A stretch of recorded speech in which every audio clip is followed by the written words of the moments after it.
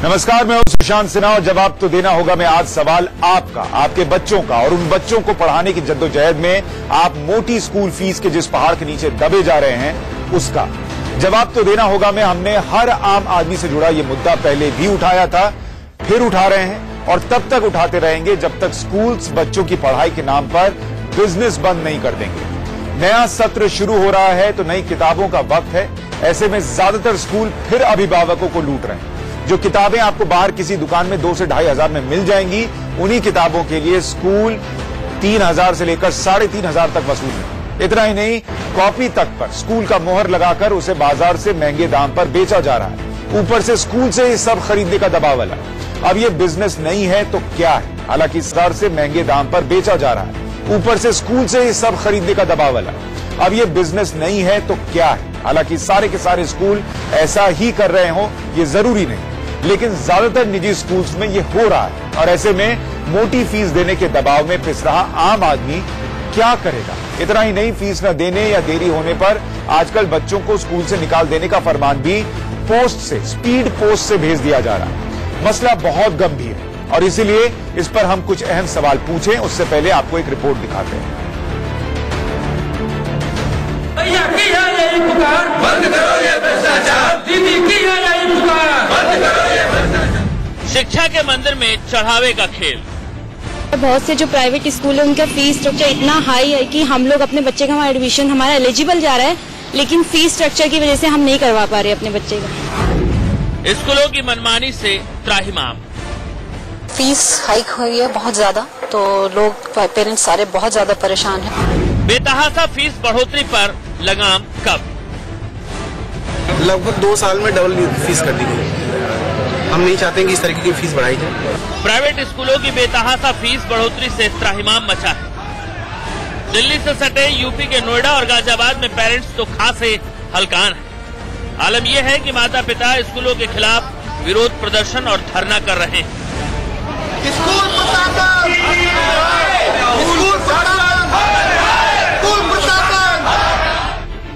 ये हैं गाजियाबाद के रविंद्र रावत, जिनके 2 बच्चे सेंट टेरेसा स्कूल में पढ़ते हैं। लेकिन आरोप है कि इन्होंने स्कूल फीस की बेलगाम बढ़ोतरी का विरोध किया तो स्कूल वालों ने स्पीड पोस्ट से उनके बच्चों के ट्रांसफर सर्टिफिकेट घर भेज दिए।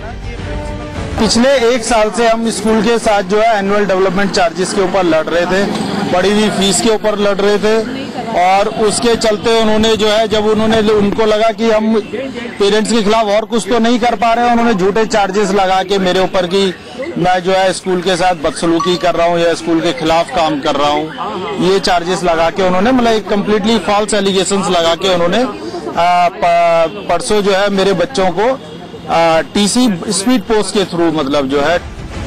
रविंद्र रावत ने स्कूल की मनमानी की शिकायत डीएम से की तो अब डीएम साहिबा ने स्कूल के खिलाफ नोटिस जारी किया है। इसमें संबंधित स्कूल को नोटिस निर्गत किया जा रहा है और भी कई स्कूलों के खिलाफ में जो शिकायतें मिली हैं उन्हें भी नोटिस यहां से जारी किया जा रहा है। उनसे 3 दिन में जवाब मांगा जा रहा है। यदि वह संतुष्ट नहीं कर पाए हैं तो उनके खिलाफ कार्रवाई भी की जाएगी। हमारे पास में लोगों का प्रत्यावेदन आया है इस साक्ष्य के साथ में कि उन स्कूलों के द्वारा अनुचित रूप से धन वसूला जा रहा है, उनको भी नोटिस निर्गत किया जा रहा है। सेंट टेरेसा स्कूल की तरफ से जो सफाई आई वो भी सुनिए। हमने जो उनको टीसी इशू की है, वो टीसी इशू जो की है उसका जो रीजन है, मेन रीजन है इनडिसिप्लिन। स्कूल में आकर के हंगामा करना, वो ग्रुप की अगुवाई करते हैं जो कि गेट पे जो हमारे लेडी गार्ड हैं उनको धक्का देके जबरदस्ती स्कूल में घुसना, जिस समय बच्चे पढ़ रहे होते हैं। रिसेप्शन पे आकर के हंगामा करना होता है। हमारे रिसेप्शनिस्ट हैं, इनसे भी बहुत बुरी तरीके से बिहेव करते हैं, गंदी तरीके से बात करते हैं। हमारे टीचर्स के ऊपर आरोप लगाते हैं कि उनकी योग्यता ठीक नहीं है। दरअसल दिक्कत यह है कि प्राइवेट स्कूलों की मनमानी पर नकेल कसने के लिए कोई गाइडलाइन ही नहीं है, जिसकी वजह से स्कूल मनमाना तरीके से फीस वसूलते हैं। ऐसे में बड़ा सवाल है कि प्राइवेट स्कूलों की मनमानी पर नकेल कौन कसेगा। Bureau report, India News. तो फीस का मसला तो है ही, जो कि बहुत मोटी है और लगातार बढ़ती जा रही है, लेकिन मसला सिर्फ फीस पर ही आकर नहीं रुकता। किताबों को खरीदने से लेकर स्टेशनरी खरीदने से लेकर यूनिफॉर्म खरीदने तक हर चीज में स्कूल कमाई का जरिया ढूंढ रहे हैं। हम आपको एक आंकड़े दिखाते हैं कुछ जो आपको बताएंगे कि क्या स्थिति है। प्री नर्सरी, अगर आप स्कूल में जाकर प्री नर्सरी की किताब खरीदते हैं बच्चे के लिए तो आपको 2,720 रुपए चुकाने पड़ते हैं, मोटे तौर पर हम बता रहे हैं स्कूल्स के हिसाब से। अगर आप वही बाहर से खरीदेंगे तो 2,000 रुपए में काम हो जाता है। अगर आप नर्सरी के लिए किताब खरीदेंगे स्कूल में 2,450 रुपए, बाजार से लेंगे 1,837 रुपए में वही किताब आ जाएगा, यानी 612 रुपए की बचत है। अगर आप पहली क्लास के लिए किताब खरीदेंगे, स्कूल्स में किताब मिलती है कितनी की? 2,910 रुपए की, बाजार से लीजिएगा 2,182 रुपए की किताब, यानी 727 रुपए आपको स्कूल से किताब लेने पर ज्यादा चुकाने पड़ते हैं और मजबूरन, क्योंकि दबाव होता है स्कूल से खरीदिए, पेरेंट्स को देना पड़ रहा है। 3,210 रुपए दूसरी कक्षा के बच्चों की इस किताब के लिए, बाजार से लीजिए 2,407 रुपए का पड़ता है, यानी 802 रुपए का अंतर वहां पर दिखता है। तीसरी कक्षा थोड़ा और ऊपर बढ़िए, 3,720 रुपए की किताब स्कूल में मिलती है, बाजार में जाइए 2,790 रुपए का हिसाब मिलता है, 930 रुपए। और ये एक बच्चे का हाल नहीं है, आप सोचिए तीसरी कक्षा में स्कूल में कितने बच्चे पढ़ते होंगे और 930 से उसको गुना कर दीजिए तो स्कूलों की कमाई का अंदाजा लगाइए। चौथी क्लास की अगर आप स्कूल से किताब खरीदेगा 3,650 रुपए, बाजार में यही किताब मोटे तौर पर 2,737 रुपए की मिलती है, यानी 912 रुपए का अंतर है। ये लूट नहीं है तो क्या है? और ये सिर्फ किताबों तक नहीं है, स्टेशनरी कॉपियां हैं उन पर स्कूल का मुहर लगाकर आपको बाजार से ज्यादा कीमत पर बेची जाती है। 5वीं कक्षा में 3,690, 2,767, 922 रुपए का अंतर है। इसी तरीके से लगातार चीजें सामने आती हैं और सवाल उठता है कि आखिर स्कूल ये कर क्या रहे हैं। लेकिन क्या इस पर नकेल लग सकती है? हम आपको गुजरात मॉडल दिखाते हैं, फीस का गुजरात मॉडल। गुजरात मॉडल ये है, गुजरात सरकार ने कानून बना दिया है। कानून ये कि प्राथमिक शिक्षा में कोई भी स्कूल राज्य का 15,000 रुपए सालाना से ज्यादा की फीस नहीं वसूल सकता। माध्यमिक शिक्षा में 25,000 सालाना और उच्चतम माध्यमिक शिक्षा में 17,000 रुपए सालाना से ज्यादा की फीस सरकारी हो प्राइवेट स्कूल हो नहीं वसूल सकता है। और अगर वसूलेगा तो फिर क्या प्रावधान किया गया है वो भी आप देखिए। तय सीमा से अधिक फीस लेने वाले स्कूलों को पहली गलती पर 5 लाख रुपए का जुर्माना है। अगर गलती दोहराई जाती है, दूसरी बार ऐसा होता है तो 10 लाख रुपए का दंड है। और इसके बावजूद स्कूल नहीं मानते हैं तो तीसरी गलती करने पर स्कूल की मान्यता रद्द कर दी जाएगी। ये कड़े प्रावधान गुजरात में लागू कर दिए गए हैं। देश भर में ये क्यों नहीं हो सकता? गुजरात में अगर प्राइवेट स्कूल में बच्चा 15-25 हजार में पढ़ सकता है तो दिल्ली, पटना, बेंगलुरु में क्यों नहीं पढ़ सकता? और इसीलिए आज हम कुछ सवाल उठा रहे हैं। सवाल ये कि क्या बच्चों की पढ़ाई स्कूलों के लिए सिर्फ कमाई का धंधा बन गई है? हम माफी चाह रहे हैं लेकिन ये शब्द इस्तेमाल करना पड़ रहा है। दूसरा सवाल ये कि क्या अगर दुकानों में सस्ती किताबें मिल रही हैं तो स्कूल महंगी दर पर किताबें क्यों बेच रहे हैं? क्यों नहीं पेरेंट्स से कहते हैं आप जाके बाजार से खरीद लीजिए? तीसरा सवाल ये, प्राइवेट स्कूल फीस के नाम पर क्या अभिभावकों को लूट नहीं रहे हैं? ये जो कुछ भी हम बता रहे हैं, यूनिफॉर्म के नाम पर, किताबों के नाम पर, फीस के नाम पर, स्टेशनरी के नाम पर। और आखिरी सवाल ये कि गुजरात की तरह हर स्कूल की सालाना फीस की सीमा दूसरे राज्य भी क्यों तय नहीं कर सकते? इस मुद्दे को हम उठा रहे हैं और इस पर बात करने के लिए हमारे साथ आरसी जैन साहब हैं, प्रेसिडेंट हैं all India private school association के, और रविंद्र रावत साहब हमारे साथ जुड़ रहे हैं जो कि वाइस प्रेसिडेंट हैं all India school parents association के। रावत साहब, बहुत सारा दर्द तो हमने जो पेरेंट्स का है वो रखने की कोशिश की है, लेकिन स्कूल्स जो कर रहे हैं क्या ये सिर्फ और सिर्फ स्कूल नहीं बल्कि एक बिजनेस मॉडल है जो चल रहा है और जिसमें पेरेंट्स के लिए कोई सांस लेने की भी जगह नहीं छोड़ी जा रही है? आप सही कह रहे हैं, क्योंकि जो जिस हिसाब से स्कूल प्राइवेट स्कूल्स अपना बिजनेस बढ़ा रहे हैं, जिस तरीके से उन्होंने जो है इसको एक धंधा बना के रख दिया है, खाली सॉरी मैं भी इस वर्ड को यूज करूंगा, क्योंकि इसमें पेरेंट्स का एक देखिए पीटीए होती है हर स्कूल में, पेरेंट्स टीचर एसोसिएशन। आप देखिए कितने स्कूल उसको फॉलो करते हैं, कोई स्कूल उसको फॉलो नहीं करता। मुश्किल से कोई 1-2 गिने चुने स्कूल हैं जो पीटीए को फॉलो करते हैं। तो मतलब कहने का ये है कि पेरेंट्स का तो कहीं रोल ही नहीं है उसमें फीस डिसाइड हो क्या नहीं हो।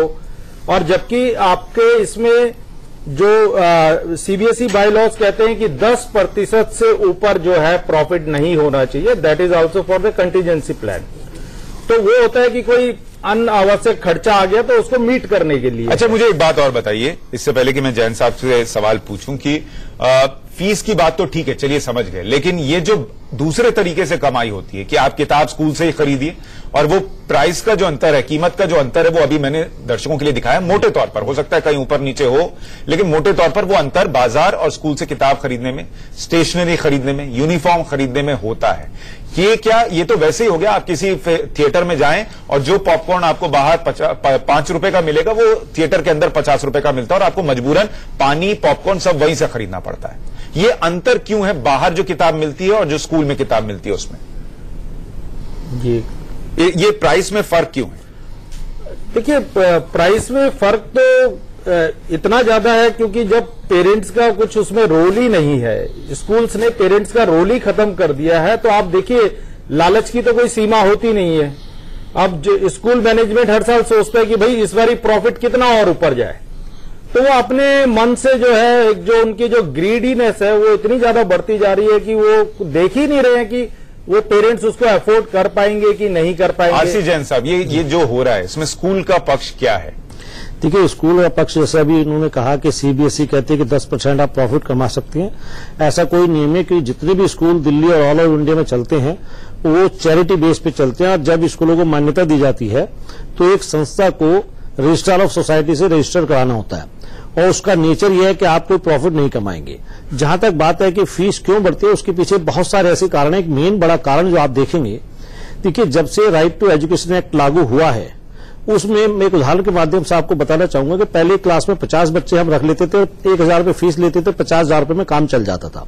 राइट टू एजुकेशन एक्ट आने के बाद में उसमें 40 बच्चों की सीमा तय कर दी गई और वो 50,000 रुपये का खर्चा पूरा करने के लिए मुझे 1250 रुपये फीस करनी पड़ गई। उसमें भी उन 40 बच्चों में एक मिनट मैं अपनी बात खत्म कर रहा हूं, जल्दी खत्म करूंगा। उन 40 में से भी 10 बच्चे आपने ईडब्ल्यूएस के लाके बैठा दिए जिनसे 1 रुपया फीस नहीं ले सकते। अब वो 50,000 रुपये मुझे 30 बच्चों से लेने पड़ रहे हैं। 1700 रुपये जब फीस हुई है, ये किसकी गलती के कारण हुई है? सरकार को अगर चैरिटी करानी है तो उन 30 बच्चों के ऊपर बोझ क्यों डाल रही है सरकार? ये सरकार को सोचना चाहिए कि उन 30 बच्चों के दर्द को सुनने वाला कोई नहीं है। मैंने दिल्ली में नहीं, ऑल ओवर इंडिया में इसके खिलाफ मुहिम शुरू की है। आप जो ये 10 बच्चों की फीस की बात कर रहे हैं जो इकोनॉमिकली वीकर सेक्टर से आते हैं, सरकार ने जमीन देते वक्त आपको वो जमीन सस्ते दर पर दी? वो जमीन अगर आपको उसके लिए पैसा कम देना पड़ रहा है तो आप अपनी जेब से पैसा नहीं लगाएंगे, आप उसको बाकी 30 बच्चों पर डाल देंगे। पहले तो आप ये अपने दिमाग से निकाल दीजिएगा, सस्ती दर पे दिया, वो प्री डिटर्मिन्ड रेट है। सरकार ने जब कॉलोनी बनाई थी तो स्कूलों के लिए रेट तय कर दिया, मार्केट के लिए रेट तय कर दिया, हॉस्पिटल के लिए रेट तय कर दिया। और चूंकि सरकार की मोनोपोली थी, जिस रेट पे उसने जमीन तय की उस रेट पे हमारे लिए मजबूरी थी। नंबर 2, कोई प्री डिटर्मिन नहीं है। 2.5% हर साल लीज टैक्स ले लेते हैं, कमर्शियल हाउस टैक्स लेते हैं, कमर्शियल पानी लेते हैं, कमर्शियल बिजली लेते हैं। सरकार इनको कमर्शियल बना रही है, स्कूल नहीं कमर्शियल बना रहा। हर चीज इनसे सरकार कमर्शियल बेस पे लेती है। जबरदस्ती इनसे 25% बच्चे फ्री पढ़वा रही है। अगर आपको चैरिटी करनी है तो 30 बच्चों के ऊपर क्यों 10 बच्चों का बोझ डाल रहे हो? आप पूरी फीस दीजिए। सरकार नहीं डाल रही, आप डाल रहे हैं। सरकार ने नहीं कहा कि आप 30 से वसूल नहीं वो 30। अच्छा ठीक है, मुझे एक बात बताइए, अभी मैंने किताबों का जिक्र किया, स्कूल्स ये क्यों कहते हैं कि आप महंगी किताब मेरे यहां से खरीदिए, यूनिफॉर्म मेरे यहां से खरीदिए और एक कॉपी जो 5 रुपए की आएगी उस पर आपने स्कूल के नाम का ठप्पा लगा दिया और आप कहते हैं यहीं से खरीदिए, क्यों? Central board of secondary education का क्लियर ये डायरेक्शन है कि कोई भी स्कूल किताबों को देने के लिए बाध्य नहीं करेगा और अगर कोई ऐसा करता है तो वो लॉ का उल्लंघन करता है। ये दूसरी चीज है कि भाई कोई ऐसा नहीं करता, नहीं सर, हर स्कूल करता है सर। अगर पेरेंट्स पर इनडायरेक्ट दबाव होता है कि आप वहीं से खरीदिए। अगर वो करता है तो वो स्कूल कानून का उल्लंघन करता है। कानून अपना काम करे, उस स्कूल के साथ हम लोग नहीं है। दूसरी बात, हाँ ये मैं जरूर कहना चाहूंगा कि पहले जो एनसीईआरटी की बुक्स लगाने की बात की जाती है, एनसीईआरटी की बुक्स आज 1 अप्रैल से सेशन शुरू होता है, दिसंबर तक वो मिलती नहीं है। मजबूरन स्कूलों को फिर प्राइवेट पब्लिशर्स की बुक्स लगानी पड़ती है जो एनसीईआरटी के सिलेबस को लेकर चलती है। ऐसी स्थिति में या तो बच्चों को बिना किताबों के पढ़ाइएगा या फिर आप जो ना सरकारी पब्लिक स्कूल। आप कुछ एक मिनट मेरी बात सुन लीजिए। हाँ, सरकार को एक काम करना चाहिए जिसके ऊपर मैं विशेष ध्यान आपके चैनल के माध्यम से देना चाहूंगा कि अभी तक सरकार का जो ये प्राइवेट पब्लिशर्स हैं इसके ऊपर कोई वाच नहीं है। उसकी लागत आती है 10 रुपए, कीमत रख देता है 100 रुपए। सरकार को उस पर वाच करना चाहिए कि इतनी कीमत वो क्यों रखती है। रावत साहब ये बताइए, सरकार उसके ऊपर कंट्रोल करेगी तो निश्चित रूप से कह रहे हैं स्कूल्स बिल्कुल बात सही, पाक साफ हैं, उनकी मजबूरी है इसलिए ये सब हो रहा है। जी देखिए, सबसे पहले तो जैन साहब जो है ना बहुत सी बातों को जैसे कहते हैं डिप्लोमेटिकली बोलने वाली बातें हैं, ये ऐसा कुछ नहीं है। मैं तो साफ बोल रहा हूं। जैन साहब जो है ऐसी बातें रख रहे हैं जो ग्राउंड रियलिटीज है ही नहीं। ये आप बात कर रहे हैं इकोनॉमिकली वीकर सेक्शन की, सर आप बताइए कहां पे इकोनॉमिकली वीकर सेक्शन बच्चों को रखा जाता है? कहीं नहीं रखा जाता। ये बोलने वाली बातें हैं। 2-4 स्कूल इन चीजों को फॉलो करते हैं। आप उनके नाम पे आप अपनी गलतियां या प्राइवेट स्कूल अपनी गलतियां नहीं छुपा सकते। दूसरी चीज मैं आपको बताता हूं, कॉपी किताबें ठीक है, मैं कहता हूं एनसीईआरटी को, किसने कहा एनसीईआरटी नहीं मिलती है? इस बारी एनसीईआरटी ने 2 सर्कुलर निकाले थे, 14 फरवरी को और 23 फरवरी को। उसके और उनसे कहा गया था कि आप अपनी रिक्वेजिशन भेजिए और उसके बाद जो है अपना जो है मतलब अपनी डिमांड उसमें रेज कर दीजिए। किसी स्कूलों ने अपने रिक्वेजिशंस नहीं भेजे हैं। आप सीबीएसई में जाके चेक कीजिए, आपको पता लगेगा कितने स्कूल रजिस्टर्ड हैं और कितने स्कूलों ने प्राइवेट पब्लिशर्स के साथ भी सौदा कर रहे हैं, वहां से भी कमाई का जरिया। सर 80% स्कूलों ने अपनी रिक्वेजिशन भेजी है और जब उन 80% स्कूलों को ऑल ओवर इंडिया में टाइम पे किताबें मिल जाएंगी तो अगले साल ये फिगर बढ़कर के 100% हो जाएगी। नंबर 2 सुन लीजिए, नंबर 2 मेरी बात। दूसरी बात यह कि आपने कहा जी ईडब्ल्यूएस में कौन दाखिला करता है। मैं जिस जगह आप बैठे वहीं का उदाहरण दे देता हूं, दिल्ली में ईडब्ल्यूएस, वहीं का उदाहरण दे देता हूं। दिल्ली में ईडब्ल्यूएस के दाखिले की जिम्मेदारी दिल्ली सरकार ने ले रखी है और शायद सर जानते भी हैं कि 1.25 लाख लोगों ने अप्लाई किया था। 32,000 दिल्ली में सीटें, 32,000 की लॉटरी दिल्ली सरकार निकालती है और वो बच्चे एडमिट भी हो चुके हैं। सर मुझे एक बात सीधी सीधी बताइए, गुजरात सरकार ने नियम बना दिया कि 25,000 से ज्यादा या 15,000 से ज्यादा अलग अलग क्लासेस के लिए आप फीस नहीं लेंगे। राइट, वहां पर उतने में बच्चा पढ़ लेगा। राइट, वहां भी इकोनॉमिकली वीकर सेक्शन पढ़ लेगा। राइट, दिल्ली में क्यों नहीं पढ़ सकता? देखिए दिल्ली में जब दिल्ली स्कूल एजुकेशन एक्ट 1973 बना था तो उसमें एक सेक्शन डाल दी, सेक्शन 10(1), जिसमें यह नियम बना दिया, चूंकि पार्लियामेंट से संचालित होता है कि जितनी सैलरी सरकार अपने स्कूल के टीचर को देगी उतनी हमें देना है। और ये पिछले जब 4th पे कमीशन के बाद में मेरी सरकार से लगातार ये मांग होती रही है कि आप दिल्ली में फीस के हिसाब से सैलरी तय करिएगा, हम फीस बढ़ाने का हमें कोई आधार ही नहीं मिलेगा। अब ये पहली बार उस सेक्शन 10(1) से मान्यता प्राप्त स्कूलों को बाहर निकाला है। और जिस दिन फीस के हिसाब से सैलरी तय हो जाएगी, क्योंकि सरकार अपने टीचर को साल में 2 तो इंक्रीमेंट देती है, एक जनवरी में एक जुलाई में, और वो देती है डीए की एक इंक्रीमेंट देनी पड़ती है। मैं तो कहता हूं उनको बाहर निकालिएगा। अगर नहीं निकाला गया तो आने वाले समय में ये पब्लिक स्कूल खाली देखने की चीजें रह जाएंगी। कोई पेरेंट्स इतनी फीस नहीं दे पाएगा। मैं तो पेरेंट्स के हितों की बात कर रहा हूं। दे पाएगा की बात नहीं, दे नहीं पा रहे हैं। सर फीस के हिसाब से आप सैलरी तय कर दीजिएगा, फीस बढ़ेगी नहीं। जैन साहब ने तो जो है प्राइवेट स्कूल्स को यहाँ पे बेचारा बना के रख दिया है और मेरे ख्याल से वही मैं तो अपनी बात जो पेरेंट्स हैं इनका शोषण कर रहे हैं। मेरे को तो ये समझ आ रहा है जैन साहब जो है मतलब किन आधारों पे उन्होंने ये बातें रखी है। पेरेंट्स मेरे साथ खड़े हो जाए, मैं उनकी समस्या हल कर देता हूं। मेरे साथ एक समूह में खड़े हो जाए और पेरेंट्स अपनी आवाज नहीं उठा पाए तो ये दशा हो गई है पेरेंट्स की। मैं उनके साथ खड़ा होना चाहता हूं। 50,000 की फीस वाले स्कूल भी हैं, लाख रुपए की फीस वाले स्कूल भी हैं और उससे ज्यादा की फीस वाले स्कूल भी हैं। क्या वाकई में हमने भी पढ़ाई की है और आज की डेट में हम भी ठीक ठाक जीवन चला ही रहे हैं? क्या 1 लाख की फीस वाले स्कूल में पढ़ने वाला बच्चा कुछ अद्भुत करता है क्या?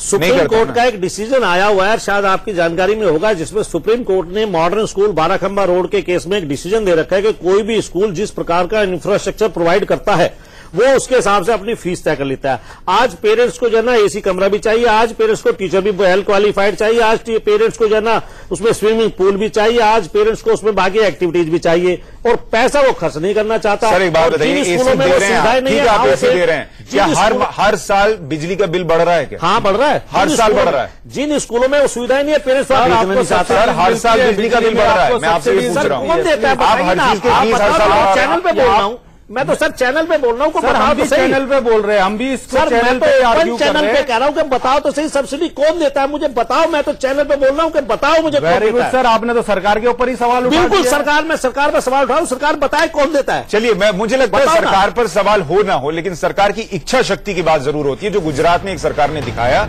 और ये कह दिया कि इससे ज्यादा फीस माँ बाप नहीं देंगे और स्कूल्स को ये बात माननी होगी। क्या देश भर में दूसरी सरकारें ये बाध्यता नहीं ला सकती कि इससे ज्यादा फीस माँ बाप से नहीं वसूली जाएगी?